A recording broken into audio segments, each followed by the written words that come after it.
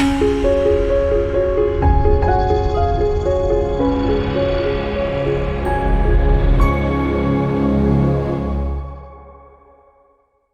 I just wanted to make an announcement about the foundation for the Yonkers Public Library. So the foundation for the Yonkers Public Library supports the library through fundraising.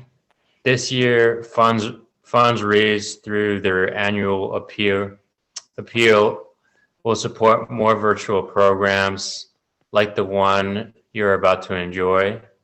So please donate to YPL, which is the foundation for the Yonkers Public Library.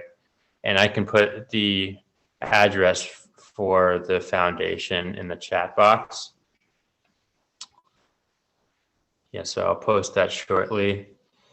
And I'm going to provide some biographical information about Joan. So Joan discovered the New York Public Library during her undergraduate years at Sarah Lawrence College and treasured it as a resource for, oh, there's someone trying to join. I'll let them know. Okay, resource for research and respite while writing her doctoral thesis as she completed her PhD in English and American literature from Harvard University and wrote her book, The Great Women. Joan became a docent of the Fifth Avenue New York Public Library in 2015 after retiring as executive editor at Harlequin Books, where she spent 16 of her 35-year career in book publishing. So looking forward to this virtual tour, Joan. You know, I definitely want to go back to the Fifth Avenue New York Public Library when it opens again. Thank you, Michael. I just like to ask everybody, if you have questions, either put them in the chat or remember them for the end of the tour. There will be a Q&A period, but it's too distracting to me if people interrupt the tour with questions. So save them. Also, because I can't get a view without seeing other people, and then when I share my screen, you'll all see other people. If you could turn off your cameras until the tours, until the Q&A period, that way you'll get to see more of the library. So now, without further ado, we're going to go right to the New York Public Library. Here we are on Fifth Avenue between 40th and 42nd Streets. And this is the iconic New York Public Library building, now named the Stephen A. Schwarzman Building, which has been abbreviated to SASB, S-A-S-B, but for many of us, it's still the main branch. And I'm going to talk more about the beautiful Bozar architecture of the library when we go inside. But while we're here, I want to introduce the library lions. This is Fortitude, and at the south end is Patience. How can you tell which is which? They are identical twins, both are male lions. But you can remember Fortitude by 42nd Street. 42, Fortitude.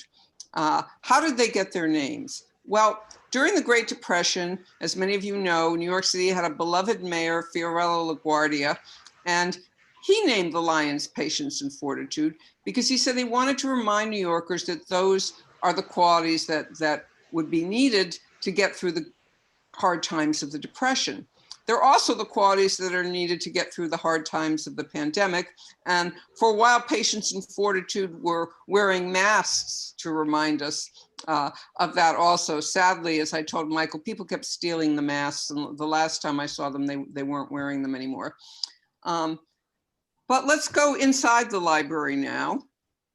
And here we are in Astor Hall. And as you can see, there are Lego replicas, reduced size, obviously, of Patience and Fortitude. This picture was taken in 2011, which was the centennial of the New York Public Library. And in honor of the centennial, the library commissioned a sculptor known as the Brick Artist to recreate miniature Patience and Fortitude completely out of Lego blocks. Now they live in the Children's Center, but they were on display in Astor Hall for a full year. Now, Astor Hall may remind you of the Great Hall in Grand Central Station. And that's not accidental. The library was completed in 1911, Grand Central in 1913. In those early years, people were confused. They'd come running into the library, come over here to the information desk and say, what track is my train leaving on? And that's because these two buildings are two of the greatest examples of Beaux-Arts architecture in the United States. They're two of the masterpieces of that style. So let's begin with that. What is Beaux-Arts style? Well, the name comes from the École de Beaux-Arts, or the School of Fine Arts in Paris, France, where most of the leading architects of the 19th century studied, including the architects of both Grand Central Station and the New York Public Library. And it's a neoclassical style. It looks back to the architecture of ancient Greece and Rome. So here you see the pillars that may remind you of the Roman temples. We have a vaulted ceiling, arched windows. I don't know, I can't seem to get rid of the little pictures on the side. Oh, wait a minute, maybe if I do this. Yes, okay. So here we have the arched windows, and over the doors, these triangles known as pediments. These are all features of classical style. But the greatest feature of classical style was symmetry. The ancients believed that all beauty came from balance and harmony.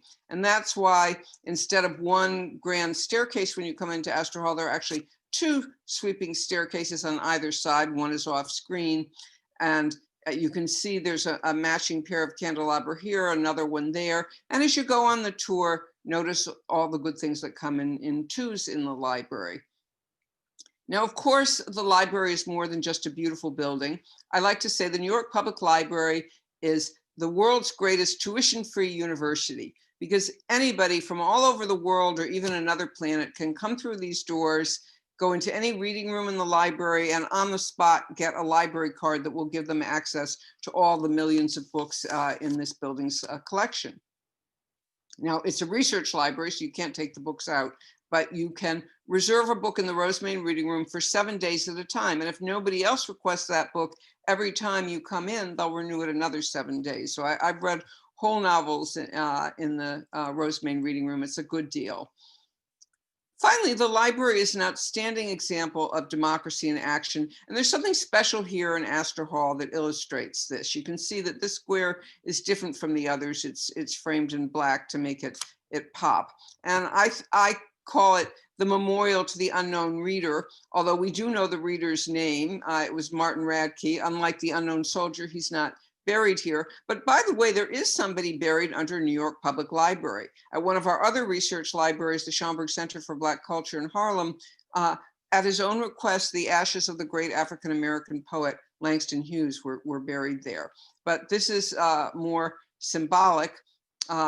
And let me tell you about Martin Radke, since he's not exactly a household name. Martin Radke came to this country in 1910. He was a penniless young man in Lithuania, like many people then and now. He dreamed of making his fortune in the New World. And he didn't speak much English, but he did have gardening skills.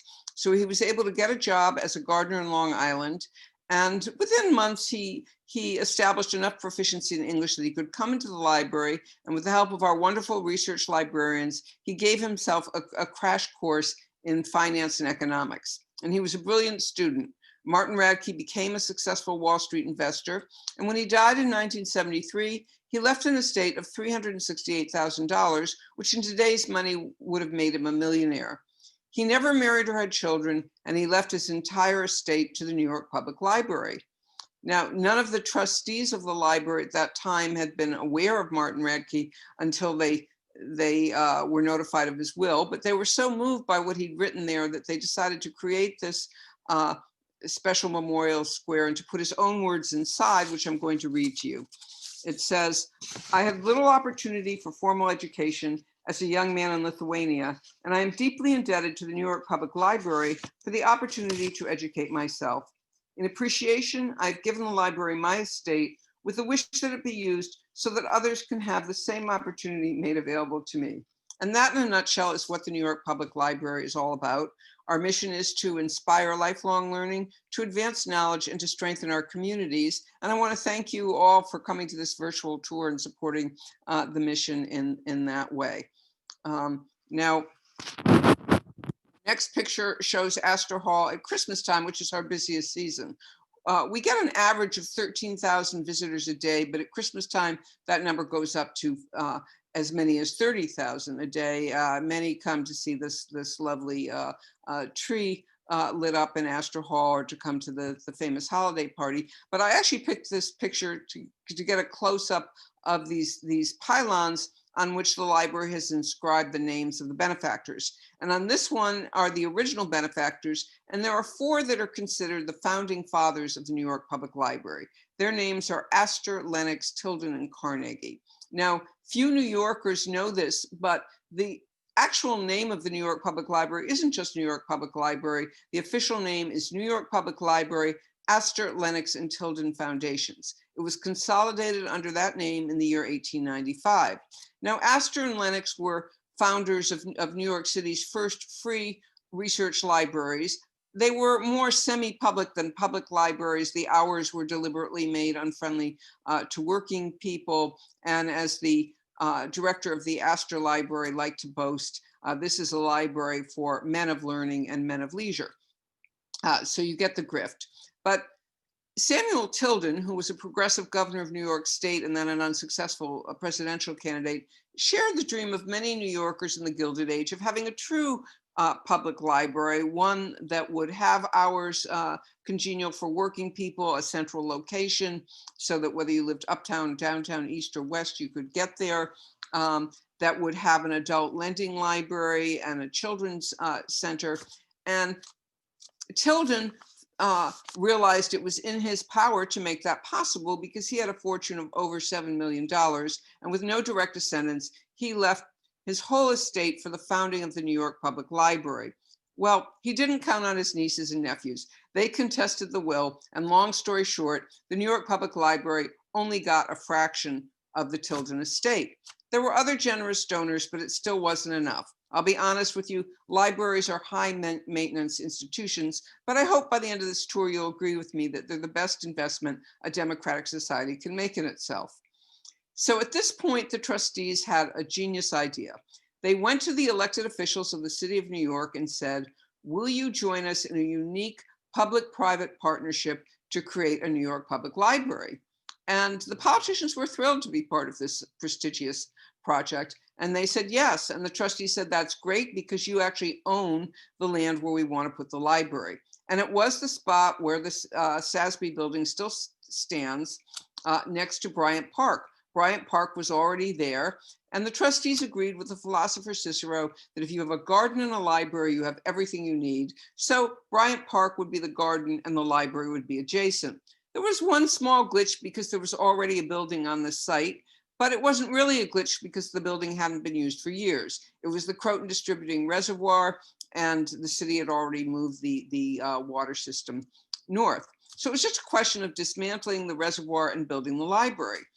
And the trustees asked the city to donate the land, and they agreed, and that was a very generous gift. Even in those days, the land was valued at $20 million, and in today's money, that would be more like $500 million. The city also generously agreed to pay for the construction of the building. And you can see that they set it in stone here. It says the city of New York has created this building to be maintained as a free library for the use of the people. And with the cost overruns, the library ended up costing $9.2 million, but nobody's ever suggested it wasn't worth every penny. Now, what the city did not commit to was maintaining the collections, which is expensive to do, and you have to keep adding to collections. But that was to be done by the private sector. And there were already 1 million volumes between the Astor and the Lennox Library, and Tilden had contributed his personal library of 20 million rare volumes. And of course, with the additions, there were many millions. Now, today, it's still a public-private partnership with about a 50-50 share, but the way it works is that the government money goes mainly to the branch libraries, which I'll talk about in a minute. And for the research libraries, the money comes from the private sector for the most part. Now, there are 4 research libraries. This one is the Central Research Library for the Humanities and Social Sciences. There's also, I mentioned the Schomburg Center for Black Culture in Harlem. There's the Library of the Performing Arts at Lincoln Center, and they give tours also. And there's finally the SIBL, or Science, Industry, and Business Library, which used to be located in the old B. Altman building on Madison Avenue between 34th and 35th Streets, but it's just moved into the Stavros Niarchos Library, which was formerly known as the Mid-Manhattan Library. That is the largest of the branch or circulating libraries, and it's located right near SASB, half a block south at 5th Avenue and 40th Street. Now, in 1901, Andrew Carnegie donated $9.2 million, which seeded the first 37 of what have now grown to be 88 branch libraries. Carnegie wanted a New York Public Library within 10 minutes walking distance of every New Yorker, and he succeeded. Now, the branch libraries are spread out among 3 of New York's 5 boroughs: Manhattan, Staten Island, and the Bronx.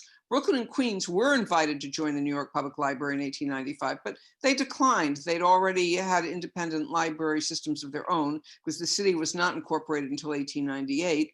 And when people have independence, they don't lightly give it up. And there have been many invitations since, but Brooklyn and Queens still, although there's a certain amount of interlibrary cooperation, but they want to maintain their own systems and do have major library systems of their own. However, anybody who lives or works anywhere in New York State, and that includes obviously Westchester County, can get a card that will be good to take books out of the circulating libraries. And anybody, as I said, from anywhere can get a card that's good for the research libraries.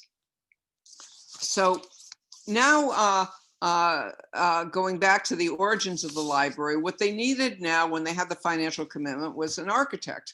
So they held a competition, and here you see the winners of the competition. And these busts are in the library. This is John Marvin Carrera. If you come into Astor Hall, on your right, you go up that staircase, and there's an alcove on the landing with this bronze bust of John Marvin Carrera. If you go on the left side, the alcove in that landing has this marble bust of Thomas Hastings, his partner.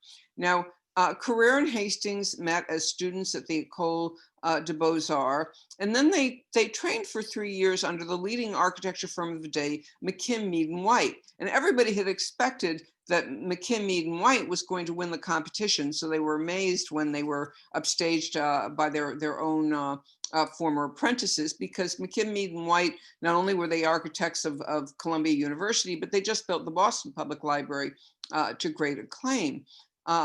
Carrera and Hastings were actually the least well-known of the established architects that had entered the competition. But after they did their apprenticeship, they had decided to form a partnership, and Hastings' father was a very well-connected society minister. So they immediately got commissions to build luxury homes, basically for his rich friends and parishioners. But the New York Public Library was their first major civic commission, and they were very excited about it. They were idealists. They belonged to a movement known as the City Beautiful movement. And though I doubt they'd ever heard the term feng shui, in fact, the City Beautiful movement had the same central principle, namely that we're all very influenced by the energies in our environment. And they believed that if you built beautiful buildings, not only did you make people feel good, but you would motivate them to do good, so you'd be promoting civic virtue. So they set out to build what they called the People's Palace, and that's still the nickname of the building today. I think you can see why. It was the largest marble structure of its time, and it took time. It took 12 years to create this library. It took 500 workers 2 years just to tear down the reservoir, and then another 10 years to construct the library. But finally, on May 23rd, 1911, there was a public dedication ceremony, and this is a picture of people arriving for the dedication ceremony. And this was a big deal. The dedication was performed by the President of the United States himself. That was William Howard Taft at the time. And he talked about the national and historic importance of the New York Public Library, where anybody, no matter what their origins or their socioeconomic status, had access to all knowledge. And as Francis Bacon said, knowledge is power. Now, the next day, the library opened to the public for the first time, and an estimated 50,000 people came in that first day. That's 20,000 more than have come on the most crowded times these days, despite the fact that the population was much smaller and transportation more difficult. So you can see how important an event it was. And perhaps even more impressive, the first book was delivered to the first patron in under 7 minutes. So New York City had arrived on the cultural map with a world-class, state-of-the-art public library. It was one of the first buildings in New York City, by the way, to have elevators and electric lights. Now, the library has continued to expand. What we're seeing now is the first above ground structure to be added to the SASB building since 1911, the South Court building. In 1911, this was the South Courtyard, a grassy courtyard where people brought their horses, tied up their horses so they could come into the library and work. And over time it evolved. There was a general store for employees there at one point, but by the 20th century, it was just dead space. Our far-seeing librarians knew that the digital revolution was coming and they wanted to be prepared. So in 2011, the library hired the architects Davis, Brody, and Bond to build the South Court where they could house the first digital learning labs for the library. They also put in staff offices, which we're seeing here. On the concourse level, there's an auditorium with many wonderful public programs. There's a film theater where they show a film about the library that's free continuously all day. And one thing I like to show visitors on the tour, the architects deliberately left open part of the excavation of the foundation so that visitors could see that Carrera and Hastings incorporated some of the reddish gray stone from the Croton Reservoir in the foundation of the library to honor its previous heritage. Now we're going to the periodical room. So we're going to move down the north-south corridor here. You'll notice that the marble here is different from the marble that we saw in Astor Hall. The marble in Astor Hall is the same marble that's used on the exterior of the building. It's got a marble facing that goes a foot thick. And that's a white marble that comes from Vermont. And Carrera and Hastings were very fastidious, and they sent word to the quarries in Dorset and Danby, Vermont, that they only wanted to see their very finest white marble, and only the finest was sent. But they were so particular that they rejected 65% of this finest marble is not good enough. Now, we don't need to feel sorry for the rejected marble. It did find its way into many distinguished buildings, including Harvard Medical School. But Carrera and Hastings were impressed. They said, well, it may be good enough for Harvard. It's not good enough for the People's Palace. We only want the very best here. And this golden cast marble is what they considered the best of the best. It's a Greek pentalic marble that's identical to the marble of the Parthenon Temple in Athens, the great temple of classical learning. And we feel fortunate to have it because that quarry is now depleted and you can't get this marble anymore. Now, on the tour, I always ask people what they think the ceiling is made of, and people usually guess wood or copper, and that's what the architects wanted you to think. But this is actually molded plaster that's been stained to look like wood and then painted with a special gold paint that gives the coppery effect. There's only one real wood ceiling in the library, and I have a picture of it in Goddessman Hall. But why did they use molded plaster everywhere else, including the Rosemain Reading Room? The beautiful coffered ceiling there is also molded plaster. Well, remember there was a reservoir here before, and the ground was damp. So the architects were afraid if they used real wood everywhere and then the wood warped, it would be prohibitively expensive to replace all the ceilings. So they showed off their artistry and ensured that it would endure for posterity by making these magnificent faux wood ceilings. These are also the original light fixtures, but this little rim of light above was added. The building is landmarked, so they had to get special permission from the Landmark Commission to do this. Now, if you notice, there are lovely windows at both ends of the north-south corridor. And before the skyscrapers went up, the light would stream in and kind of give a message of let there be light, which is what a library should be proclaiming. And then the tall buildings went up and a lot of the light was blocked out. Carrera and Hastings foresaw this happening. They deliberately put the library on a raised terrace so that prevented, at least some of the light gets in.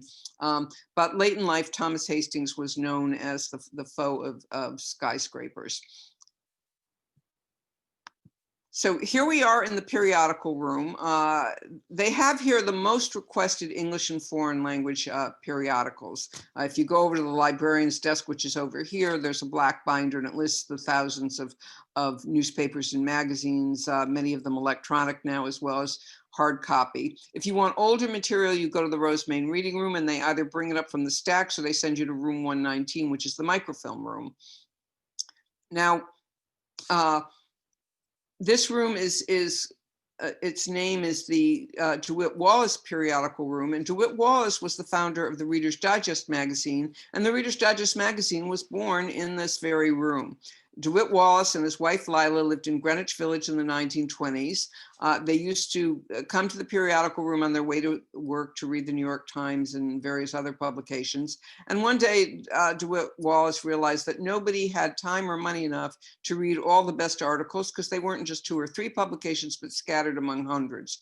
So he proposed to Lila that they come here, copy out the best articles, edit them so that they'd all fit into one volume and call it the Reader's Digest. She thought it was a great idea. And for the first 3 years of its existence, that's exactly how the Reader's Digest was created by them. Well, it took off, they became very wealthy, and they formed a philanthropic foundation. And when the periodical room needed renovation in 1983, the Dewitt Wallace Foundation paid for the entire renovation, and that's why it's named in his honor. And one thing the foundation did was to commission a living artist, Richard Haas, who's known for his architectural paintings, to create these murals. And Haas used a technique called trompe-l'oeil, which is French for fool the eye, so that when you're in the room, it really seems like these buildings are coming down off the wall at you. And they're all related to the New York publishing industry. This is like stepping back to the heyday of New York publishing. You have all the great book publishers in their original buildings. This is what was then Harper and Brothers. Today it's HarperCollins, and it was on Pearl Street then. And after moving various places, it's now ironically back in Lower Manhattan, but not on Pearl Street, on Broadway. And this is the iconic New York Times building that stood in Times Square for many years. It looks kind of like the Flatiron building. This is Herald Square. There are famous magazine buildings like the Puck building and the Time Light building, and many other, Newspaper Row, which was down by City Hall. This is all the original furniture and light fixtures. You can see here, and you'll see it again in the Rosemain Reading Room, that there's carving on this pedestal, and that's the city. The seal of the city of New York is carved there, and then there are beautiful cabochons carved in the wall. And then there's a beautiful gray Formosa marble from Germany framing the doorways, and we're going to go through the other doorway that looks like this one into the Darrell Collection. Now, the Darrell Collection is one of what the library calls their special collections. The rest of them are on the 3rd floor. And for the most part, they're not open to the public. Because there's an open doorway into the Darrell Collection, the librarians are actually very nice about letting the public peer through the doorways, but technically it's only open to researchers. And Darrell is a Hebrew word meaning generations, and the Darrell Collection is the library's outstanding collection of Hebraica and Judaica. It was originally donated in 1897, the core collection, by the Schiff family. And then today it's maintained by the Darrell Foundation, and that's where the name comes from. It's about 40% in the Hebrew language, most of the modern languages represented, as well as Yiddish and Ladino. And on the scholarly side, they have the first Hebrew prayer book published in the United States for the use of Harvard Divinity School students. And more recently, on the popular side, they have Winnie the Pooh and Sherlock Holmes in Yiddish, and all kinds of recipes for bagels. They also have some beautiful artwork, including some priceless illuminated 17th and 18th century ketubot or wedding certificates. As you can see, they've got LED lighting, so it's brighter. Now, this is Goddessman Hall. It's one of 2 exhibition galleries in the library. There's a smaller gallery, the Wackenheim Gallery, which in World War II was the USO book canteen, and that's near South Court. This is the bigger exhibition room, but it's been closed because they've been creating what will be a permanent exhibit called Treasures of the New York Public Library, where items like the New York Public Library's Gutenberg Bible, which was the first Gutenberg Bible brought to the United States, will be on permanent display. Right now, many of the treasures are behind closed doors in the special collections, and the public can't view them. Now, this exhibit was supposed to open in November 2020. Obviously, with the pandemic, that's been delayed, but I hope that they've been able to do some work and that sometime in 2021 it will open. Now, as I mentioned before, this is the only room with a real wood ceiling. It's a beautiful carved oak ceiling in Renaissance style by Morris Greaves, who was a famous sculptor of the day. And because it's such a beautiful room, it's often used for private parties and weddings. But here, it had been used for exhibits that changed from time to time, but now it will have the permanent exhibit. Whoop, I went the wrong way. Okay, here we are in the Mills. Oh, I think, no, here we are in the map room. Okay, here we are in the map room. Actually, if you went on the in-person tour, they won't let the tour in the map room anymore. It was too disruptive to researchers to have large groups of people coming in, but you can, it's a public reading room, and you can go in there individually. It's one of the top 5 map collections in the world, and it's used by the media and the military, as well as people like ourselves. During the Gulf War, it was very important. They had a map of Kuwait City that even the Library of Congress didn't have. And it's worth a visit. They've got over 500,000 sheet maps, about 20,000 books and atlases, all kinds of globes, including this one is unique because New York City no longer exists on this globe. So many people walk over to it and put their finger on the spot and say, here we are in New York City, that now there's just a shiny white spot where New York City used to be. And they have every kind of map you can imagine, from valuable antique maps of the constellations of the stars to the latest rendition of the popular Homes of the Stars in Beverly Hills map. The strength of the collection, as you might guess, is in New York City maps from the times of the early Dutch settlements. They have hand-drawn 400-year-old maps of that, as well as the latest subway map, which you can take with you. You don't even need to go to a metro station. So then down the long corridor, we come to the Milstein division. This is room 121, and it's the Milstein division of US history, local history, and genealogy.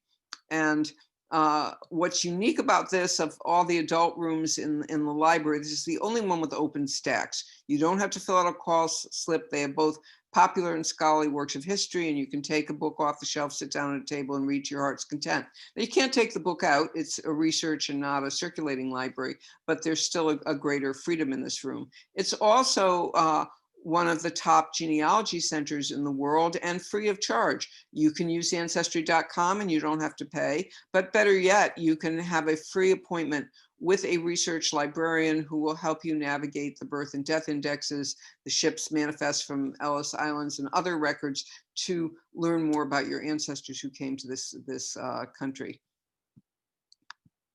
Now we go down to the ground level to the Children's Center. The Children's Center is the one circulating library in the building.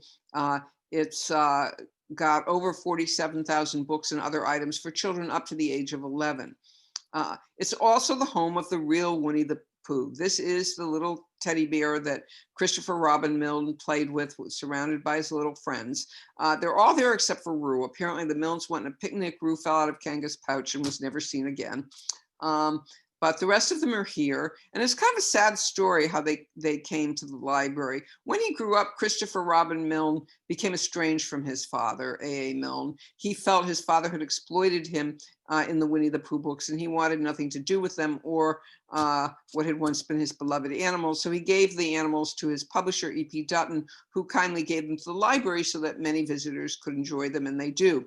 When they went to the animal hospital and were delayed because Winnie had stomach surgery with complications, and for insurance reasons, they all had to travel together. So for a year, there was no Winnie the Pooh and Friends, and people would come in and say, where's Winnie? When's Winnie coming back? And you can see that the library actually painted a mural of the 100-acre woods to surround them.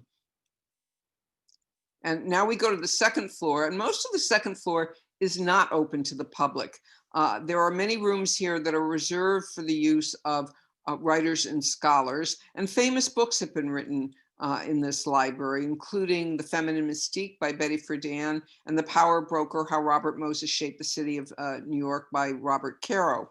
Among the famous patrons were Jacqueline Kennedy Onassis, the late Princess Grace of Monaco, the poet and folk singer Bob Dylan, the writer E.L. Doctorow, the historian Barbara Tuchman, who endowed a writer's room in memory of her father, and many others. Interestingly, Marx, Lenin, and Trotsky were all great admirers of the New York Public Library, and Lenin lamented in a famous letter, "Why doesn't Moscow have something like the New York Public Library?" Well, he'd be happy to know that today it does. Moscow has one of the world's great libraries too. But this area is the one public area. It's called the Jill Cup and Rose Gallery, and it's right in the center of the second floor. They have exhibits here. This one was on immigration, but they're always changing the exhibits. And also you can see there are photographs all around. There are photographs both of SASB, of its precursors, the Lenox and Astor libraries, the people who contributed to them, and also the branch libraries and artifacts from both. There's even a picture of the library just before the Lions arrived. And now we go to the third floor. And when you get off the third floor elevator, you see a glass door. And this is the view through that glass door into one of the library's special collections, the Berg Collection, which is one of the world's greatest collections of British and American literature. Now, the collections on the third floor are all closed to the public with one exception, the Art and Architecture Library, which I'll talk about later. But to use this library, you need to have a project that necessitated you using the source material, and then you'd have an interview with the curator. And if the curator decides your project is worthy, even if you're not associated with a university or other institution, then you can get a special pass to come here and work. If you volunteer at the library, you get, or you're a donor at a certain level, they have special presentations of some of the treasures here. And some of them will end up in Goddessman Hall in that permanent exhibit. But this collection was the gift of the man shown in this painting. That's Dr. Albert Berg. And he gave it in memory of his brother, Dr. Henry Berg, over here. Now, the Berg brothers were physicians at Mount Sinai Hospital. They were confirmed bachelors who lived together until Henry's death. Henry was much older and really was the second father to Albert. And in addition to being doctors, they speculated very successfully in real estate, and with their real estate earnings, they indulged their mutual passion for rare books.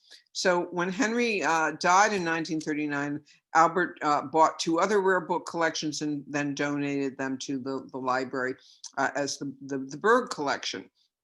And over 400 authors are represented from the 15th century to the present. The strength of the collection is in modern literature from 19th century to the present.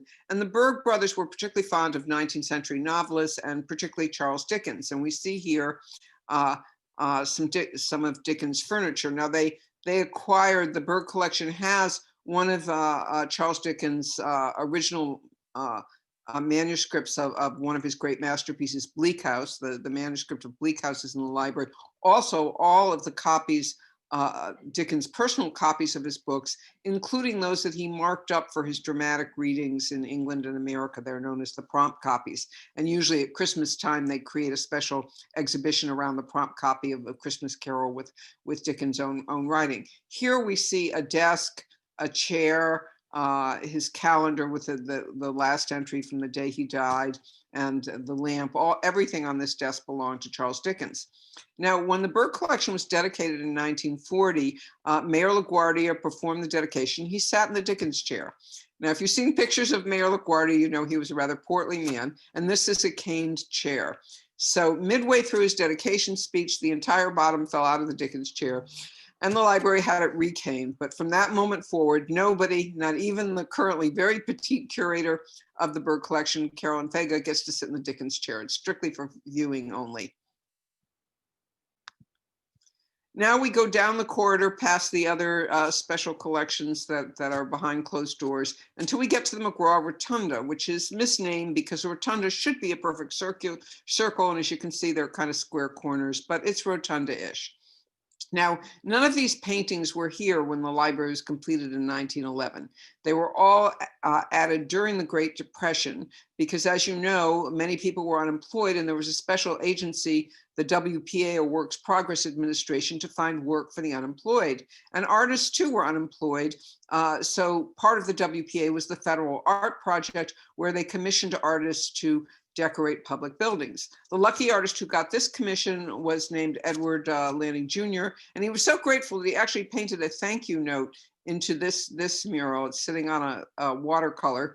And it was addressed to Isaac Newton Phelps Stokes, who was both a trustee of the library and a head honcho in the WPA. And not only was Phelps Stokes instrumental in getting Lanning the commission, but he was a wealthy man, and out of his own pocket, he bought all the expensive artist material, the canvas, the oil paints, the brushes, etc. By the way, there's a wonderful oil painting of Phelps Stokes and his wife by John Singer Sargent in the Metropolitan Museum of Art. Although we don't see it here on the ceiling, there's a painting of Prometheus, the god Prometheus giving fire to mankind, because that symbolizes the transmission of of knowledge. And there are 4 of these murals. The ones on the other side that we don't see, they're not great art. They kind of remind me of the Stalinist Soviet art, but they do tell a great story, the story of the recorded word in the West. So it starts with Moses bringing the stone tablets containing the 10 Commandments down from Mount Sinai. Then there's a medieval monk copying out a manuscript. Then over here, this celebrates the first Gutenberg Bible. You've got Johannes Gutenberg showing the first Bible to his patron, the Elector of Mainz, Germany. And then the one with the thank you note celebrates the invention of the linotype machine, which made possible the mass circulation newspaper. So this is Ottmar Mergenthaler, the inventor of the linotype machine, and a famous newspaper editor of the day, James Whitelaw Reid, admiring it. Of course, today they'd have to have one to the internet, but there's no place to put it. So just as well that there was no internet then. Now, there are 2 of these lunettes also painted by Lanning. On the other side, over the catalog room entryway, there's one called Learning to Read that shows a mother reading to her young son. And we library docents have decided that this one, which is of a young man called the student, that the student is really the little boy grown up, and that Lanning was trying to tell parents, read to your children so they grow up to be readers. Now, the doorways up here are framed in a beautiful rose-colored marble called Rouge Jaspe, which is one of the costliest marbles used in the library. And we're going to go through this door now into the Edna Barnes Solomon room. As you can see, they're having a party here. A major way that the library earns money from the private sectors to hold weddings and parties in some of the beautiful rooms. And by day, this is a public reading room, though, wired for Wi-Fi. It's also the library's official picture gallery. You can see it's arranged like a 19th century picture gallery. We have 2 portraits of George Washington, not by Gilbert Stuart, but by his contemporary, in those days equally famous, Rembrandt Peale. But there are some Stuart portraits of the Lennox family, and also many portraits of the Astor family. Some famous painters are represented, including Sir Joshua Reynolds. What did I do?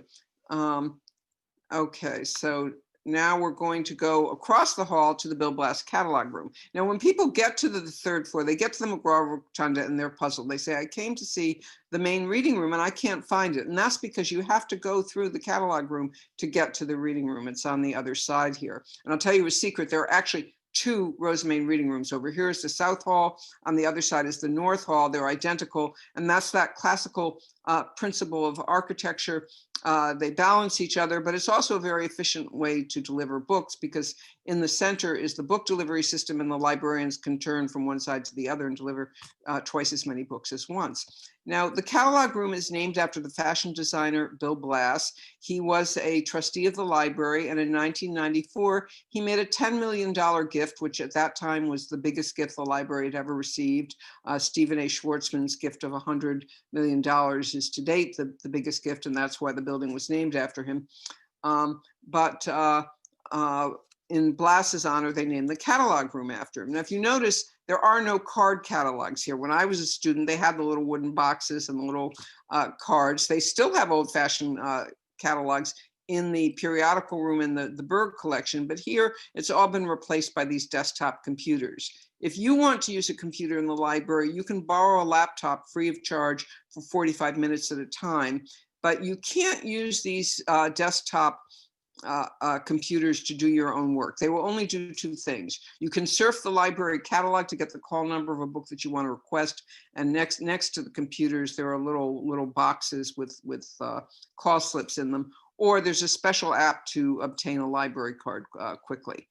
So now we're going to go down to the door at the end of the catalog room. It's a beautiful carved oak door with an inscription in Gothic script from Milton, the poet Milton, who's kind of the presiding genius of the library. You may have noticed, or the patron saint, you may have noticed his bust in the Berg Collection. And he, in addition to being a poet, he wrote a famous defense of free speech, the Areopagitica, and this is a quote from the Areopagitica, and it says, "A good book is the precious lifeblood of a master spirit, embalmed and treasured up on purpose to a life beyond life," a good motto for a library. You can also see a close-up of some of the classic designs of Beaux-Arts architecture. You have the rosettes, which are symbols of beauty, and the ubiquitous acanthus leaves that symbolize immortality. So you see those motifs a lot in the library. So then we come, just before the reading room, we come to the book train. This is the library's updated book delivery system. It was completed in 2016. And the library has moved its books from the interior stacks to the new Milstein stacks under Bryant Park. There are 80 miles of book stacks in two tiers, 40 miles each. And they're located where the great lawn is that becomes the skating rink in the winter. Underneath that are the stacks of the New York Public Library these days. And then the book train, it's like a roller coaster tracks, and these little cars each can hold 30 pounds of books. They cannot hold humans, but if they tip, the books don't tip out. Now, the original stacks are still very architecturally important. As you can see, they hold up the Rosemain Reading Room, but they've taken the books out. Why? Well, there are windows here. Windows let in sun and moisture. And by the 20th century, they realized if you don't climate control stacks, the books will deteriorate, especially the older books that weren't on acid-free paper. And the windows made it too problematic to try to control the climate here. So they do use them as what's called swing space when they're setting up an exhibit. Temporarily, they'll keep things here. And I think at some point they'll find some wonderful new use for the original stacks. And now we come to the South Hall of the Rosemain Reading Room, which is the one that is for visitors. And on the other side of this is the book delivery system where the librarians give you the books. On the other side is the North Hall. Now, the Rosemain Reading Room is the size of an American football field or two very long city blocks. 540 people can sit down and at the tables at once. And this is the original furniture, red oak furniture, and the light fixtures. Everything is original, but I don't know if you know this, the library was closed for 2 years because there was an accident in 2014. This rosette, weighing 16.5 pounds, came crashing down. Luckily, it was 2 a.m., so nobody was in the library to be injured. And miraculously, it fell between tables, so the furniture wasn't even damaged. But it was a wake-up call. They suddenly realized that these 900 ornaments on the ceiling of the Rosemain Reading Room had been glued on in 1911 with the very best glue of the day, but after 100 years, even the best glue starts to dry up. So they sealed off the rooms for the public safety, brought in an engineering firm to do an evaluation, and the engineers said, forget about glue. We're gonna have to bolt everything to the ceiling. So this was highly skilled, labor-intensive work. They had to custom make steel cables like aircraft cables and take everything down and then one by one bolt them on. And while they were there, they cleaned up this in the catalog room, and they installed LED lighting. And they also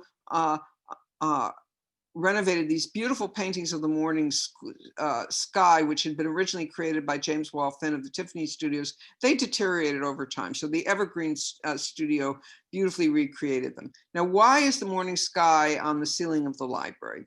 That's one of many innovations by the brilliant director, first director of the New York Public Library, John Shaw Billings. I don't have time to tell you all about him. Look him up in Wikipedia. He was a remarkable man, a medical doctor, an eminent medical librarian whose medical index is still used today.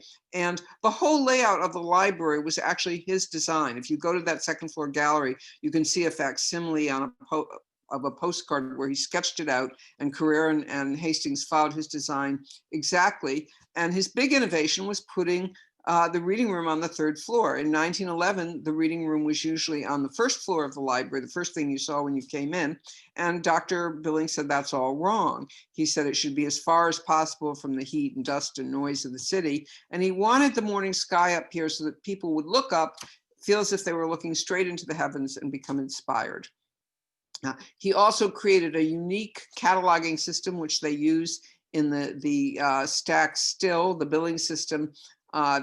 They use in the reading room, they use Library of Congress style as a courtesy to researchers who are used to that from university libraries. And of course, in the branch libraries, they use the infamous Dewey Decimal System. But in the stacks, they use the billing systems, which he was a pragmatist. He said, if you put small books with small books and tall books with tall books, you get more books on the shelf. So they've modified it a little, but that's the basic system. So I mentioned the art and architecture library. That if you go all the way down here, you'd come to the swinging doors to the art and architecture library. It's room 300. It's right off the South Hall. And it's worth a visit. They have over 600,000 items, everything to do with applied and fine art. They have original fashion sketches, auction catalogs, a scrapbook where Thomas Hastings pasted his pictures of his favorite buildings in New York. And that is open to the general public. Now, also, you all know that the library is a venue of great learning, but before I end the tour, I want you to know that it's also a venue of romance. If you saw the movie Sex and the City, you may remember that it was in the Mcgraw Rotunda that Carrie Bradshaw waited in vain in her wedding gown for Mr. Big to come and marry her. They ended up getting married somewhere else, but couples do get married in the library. I've seen preparations for several weddings. Unfortunately, because this is a major way of raising money, only the very wealthy can afford to marry in the library. But the good news is that anybody can get their wedding pictures taken in any room for free. And I frequently see couples on the steps of the library or in one of the rooms doing just that. We also have a special tour called the Lovebird Tour, because several times a year we get requests. I'd like to propose in the library. Is that possible? So the couple is given their own private docent, and proposals can be made in this corner of the Rosemain Reading Room, which is known as the Lovebird Corner. It's where the tour ends. And one enterprising young man, you see these green bound books up here. Well, in the Lovebird Corner, there's a set of green bound encyclopedias similar to these. And this young man got the library's permission to make a fake book that looked like one of the encyclopedias, but it was hollow inside. And he filled it with pictures of their courtship. And when he got here with her, he took down the fake book and said, what have we here? And he opened it up and took out the pictures, and they began to reminisce. And then he went down on one knee.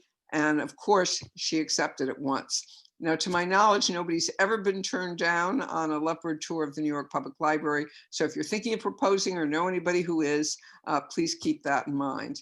And that brings our virtual tour to the end. So I guess I should get out of the screen share and ask if there are any questions that I see in the chat. No, there are no questions in the chat, but does anybody have any questions? You can unmute yourself and. No, any questions? Michael, can you hear me? Yeah, I can hear you. You said this would be recorded. Does that mean it will be available afterwards for viewing? Yes, it will. Yeah, there's a Yonkers Public Library YouTube channel that I'll upload it to. Thank you. So Yeah, I put in the chat that this was very enjoyable, Joan. Thank you. Okay, thank you. Thank you. I see somebody said that in the Joan, chat. what if Mine Joan, I don't Joan, know how what a you, I don't fabulous know how you can presentation. It was depend. absolutely wonderful.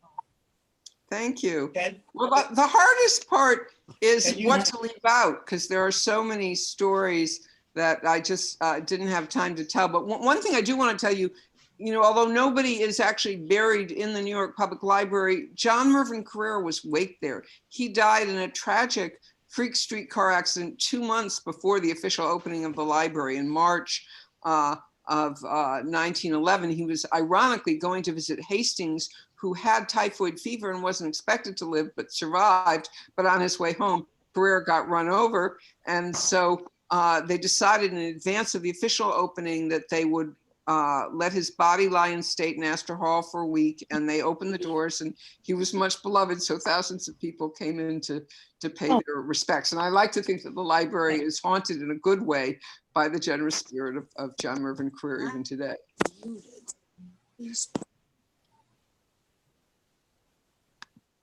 I admired your ability to speak Joan? without taking a breath. Oh, Millie, how thank many you. I hope I books didn't there go are in too the library? fast. No, it was fine. Okay, was there another question there? I thought I heard a man's voice asking something. No. What? Joan, Yeah, Gloria? yes. She- So I I ha- just think, Can you tell me? Oh, wait. Yes, I just yes. finished reading The Lions yeah. of Can you Fifth tell me Avenue. how many books? Wait a minute, two people are speaking at once. First Gloria and then the gentleman that I can't see. So Gloria? Yes, in reading The Lions of Fifth Avenue Mhm. by Fiona Davis, it just brought the book to life, never having been in the library. And the massiveness of this fabulous building. Joan, how long does it take you to do your tour? And Well, are you the hard part is it has to be an hour and 15 minutes or less. And that's really the tough part, because we could easily do a 2-hour tour. In a way, when the Rosemain Reading Room was closed, it was kind of nice that we could go to the second floor, which we don't usually do, depending on what's open or not. But the standard tour is an hour and 15 minutes. Sometimes, like during a party, sometimes they want docents just to, like they're having the party in the Salomon Room and they want us to take them over to the Rosemain Reading Room and just talk about that. Or also we do exhibition tours. When I started out, actually, while I was still training to be a docent, there was an opportunity to do a gallery tour. The Prince curator, Madeleine Valjean, is wonderful. She was doing one of they have a unique collection of prints that are all by women artists. And so she did an exhibit, and they were looking for docents to do that. So I started out doing that before I did the general tour. Okay, and then somebody else had a question. Is it Mr. Abelson? Joan, can you tell us how many books there are in the library? I can tell you there are millions. I know in the Stacks in Bryant Park, they have a capacity for 4.5 million books, but they don't have that many yet. I think they're up to 4 million now. But then there are 50,000 in between the Rosemain Reading Room and the Catalog Room. And then, as you saw, the Milstein has its own collection. So there are upwards of 4 million books. And altogether, there are 15 million items, but only, less than a third of those are books. They have artworks and maps and all kinds of treasures. What about including the other branches? Including the other branches, I used to know that it was 15 million. Now I can't remember altogether how many books and other items, but That's okay. That's okay. We won't get to read them all. right, yeah. I mean, you don't need to worry about running out of books. There's an endless supply, and it's not like the Library of Congress, though, where they have 2 copies of every book. And when the library was set up, deliberately, Dr. Billings said, we're not going to have a medical or a law library here because we've got these great universities that have their own, that they have law and medical libraries. He said, I want this to be the humanities where it will be the unique place to come for this. And then, now we have the other research libraries where you've got the performing arts material is mostly at Lincoln Center, although there are some exceptions. I know they have the archives of the Yiddish theater in the Darrell Collection, and they have some performing arts things. So there's a little overlap. They have some things, you know, by African-American artists at SASB rather than at Schaumburg, you know, if they were bought for a specific collection, you know, like the Berg Collection or something. So, but they try to have them dedicated because otherwise Can you it's tell too us, much for one building. Can I tell you what? can you tell us anything about the Andrew Haskell Library? Anything Yeah. about the Andrew Haskell Library? Yes, I can. I've been there. It's amazing. And in fact, I'm one of the docents that does the tour for the blind and visually impaired, which started Andrew Haskell, who was also behind the Bryant Park Foundation. I mean, it's an absolutely amazing place. And I have to say the patrons are amazing. And when I give the tours for the blind, they have like a sixth sense. They know there's an obstacle before I can warn them. And we have seeing eye dogs are allowed in the library. But the Haskell Library, you know, there are Braille computers, there are all kinds of sound things. I mean, the library is very up to date and very good about, it's in Chelsea, but you know, if you're somewhere else, they can get materials to you. And they have a book fair every year. That's how I went there. They used to give it at the Haskell Library, and then the Haskell patrons said, well, we'd like to go up to the main library. We've never been there. So they started having the book fair there, and that's when they decided they would have the tours for the day of the book fair. And it was so popular that now it's become a regular thing. And once a month, at least, we give one of the tours for the blind. In answer to the gentleman's question earlier, according to Wikipedia, NYPL has 53 million books and other items. Yes. I think I learned the number 54 million. Thank you very much. You're welcome. Yes, and Fiona Davis is accurate. I have to say, I'm happy. I was one of many people who suggested to Fiona when she'd come out to the Bronxville Library to talk about previous books. And I said, have you ever thought of doing one about the New York Public Library? And she said, you know, a lot of people have said that to me. She said, but I'd like to have a tie-in.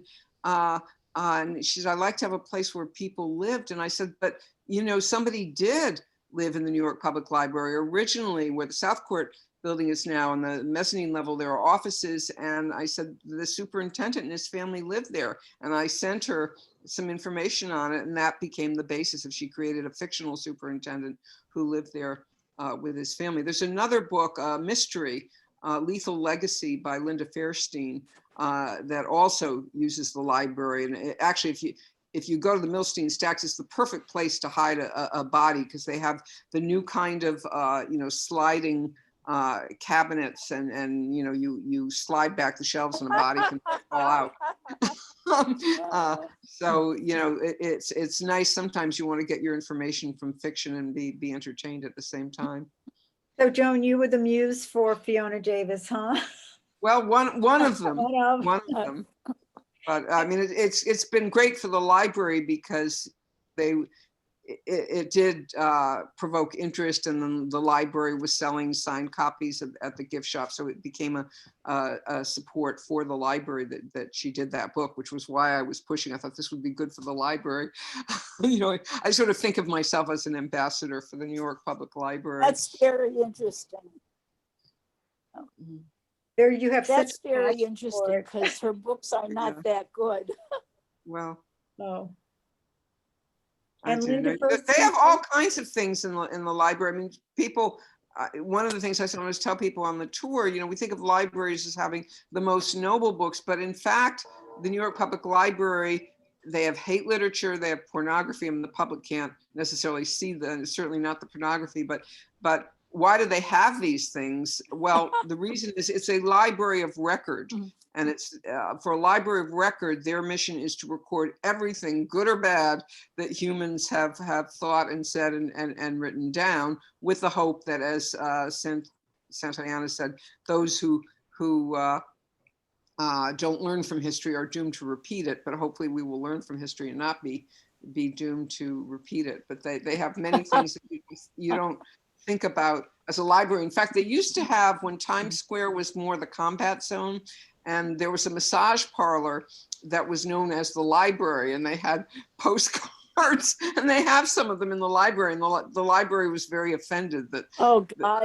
this sort of backhanded compliment that this girly parlor was using the name the library. I happen to have a copy of The Lions of Fifth Avenue by Leona Davis here, and the inscription says, "For librarians everywhere." Yes, yes. Well, one of the former presidents of the library, Dr. Timothy Healy, used to say, "Our greatest asset goes home at night," and he meant the librarians. Michael, it's a compliment to you. I always ask at the beginning of the tour, are there any librarians here, and tell that story. And then another favorite quote about librarians is the author Neil Gaiman said, "Google will bring you 100,000 answers, but a librarian will bring you the right answer."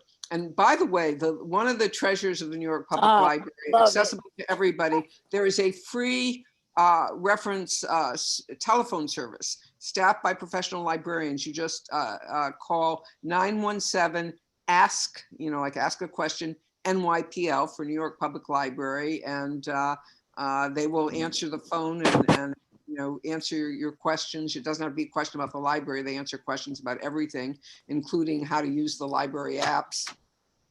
Okay, now there's a question about, do motorized stack shelves have anti-crush safeguards? What an excellent question. Well, yeah, I guess they didn't at the time that there was the murder in Lethal Legacy. They may not need them because the public isn't allowed down there. Only the staff has access to those shelves, but maybe they have it anyway, just in case of accident. I don't know. I mean, as a docent, I was several times I've been down there. They gave special tours for the docents, and nobody asked that question. So, I'm not really sure, but it would be a good idea because you never know. I think it's more likely that a shelf would fall on you than be crushed by movable stacks. Yeah, if it's moving. I know, because they have that kind of shelf at Sarah Lawrence. I think there's something automatically built into it, because Sarah Lawrence has them too, and I think it will stop at a certain point if there's something in the way. Yeah, I think they are programmed to not crush people. Joan, did you say something about 40 miles of stacks? Did I hear you correctly? The way the stacks are set up, they're in 2 tiers. So rather than 80 miles horizontal, there's 40 miles in this stack. They were actually built at different, the first, it was Abby and Howard Milstein gave the money for this, and the first Milstein stacks were built in the 1990s, and the others, the top tier is more recent, because the 40 miles wasn't enough, so they built another 40 miles. Wow. Yeah, but I mean, 80 miles of book stacks, it boggles the mind. Yeah, it does. Yeah. Do you have a favorite part of the library? Yeah, I love the Berg Collection, and I have a fantasy that someday I'll be giving a tour and there'll be a terrible blizzard, and they'll say, well, you can't get home tonight and we don't have beds, but everybody can go and sleep in their favorite collection on the floor of their favorite collection. And I'd go to the Berg Collection with all the ghosts of all the great English language authors. I also like the Periodical Room very, very much. I mean, a lot of people like to go and sit in the Rosemane reading room, but that's very big. The Periodical Room and the Map Room, they're small, and it's almost like you have your fantasy of being one of the wealthy people who had a gentleman's library.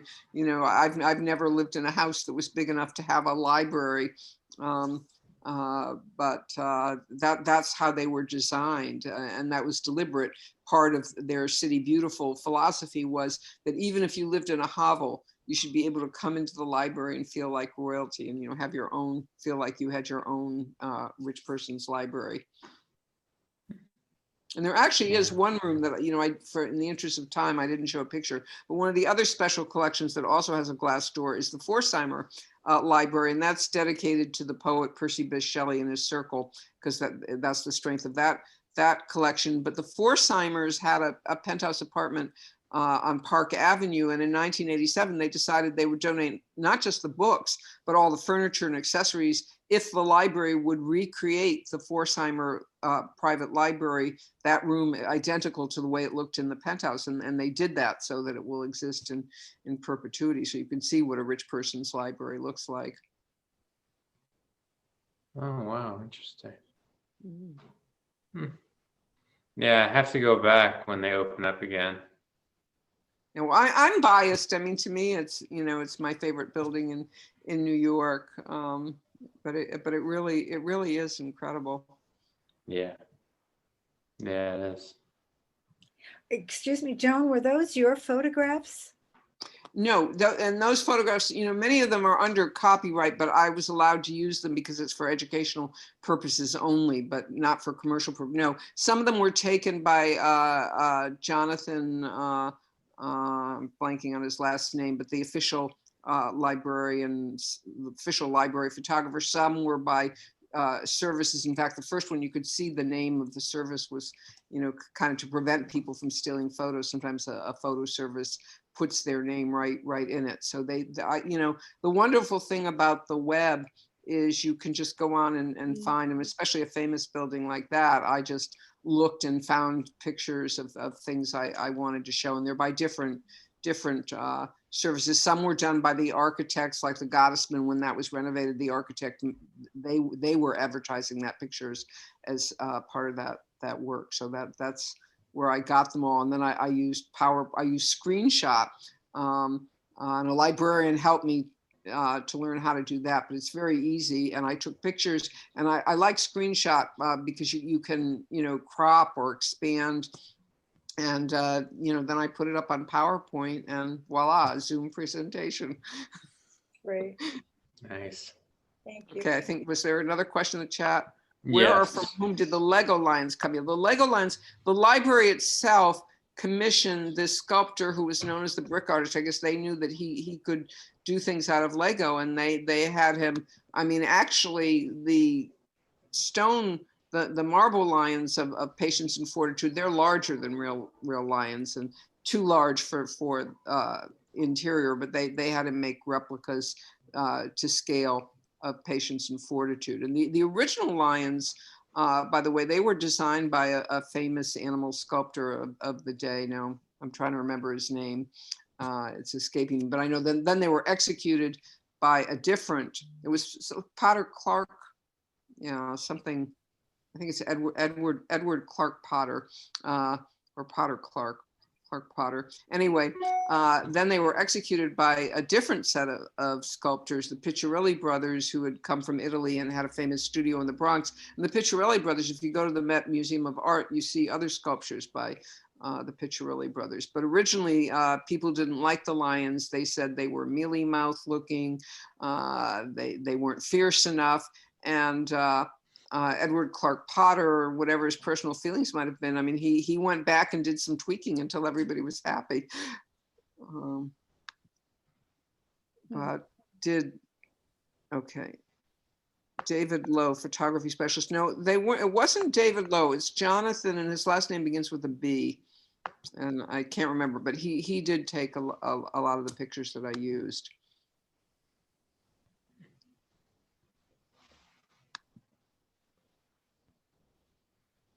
I feel bad because I'd like to give him the credit. Something like Jonathan Bach or Jonathan Baum. I just can't remember. It's a one-syllable name beginning with a B. I mean, if you go there, you'll see it on their website, on the NYPL website. Unfortunately, on the website, some of the pictures were just too small, and I couldn't. Jonathan Blanc. That's it. I knew it was one syllable beginning with a B. I should have remembered Blanc is French for white. Thank you, Jennifer. No problem. So, I don't know if you guessed, but I'm a librarian. But yeah, no, Jonathan, he actually took a picture of me giving a tour that they used, you know, in their fundraising materials. And then he gave me a picture of it that I used as my Christmas card last year. I should remember his name. I feel bad. But on the website, the pictures are so small that, you know, sometimes they didn't blow up or they didn't contain a detail that I wanted to show. But I had fun looking for the pictures. That's an adventure in itself. And by the way, the library has a fantastic picture collection. And there are a lot of pictures in the public domain. So writers go there to get pictures for books. I got pictures for the great women from there. And famous artists have also used it, notably Andy Warhol. In fact, if you go to the Andy Warhol Museum in Pittsburgh, I'm told, you will find 1,000 pictures stamped property of the New York Public Library because he didn't believe in returning the pictures. But it's okay. It's not that hard to find Campbell soup cans and Marilyn Monroe's. So it's good publicity for the library. They've never asked for them back. But if you go where the periodical room, right across from the periodical room is the picture collection, and that's open to the public.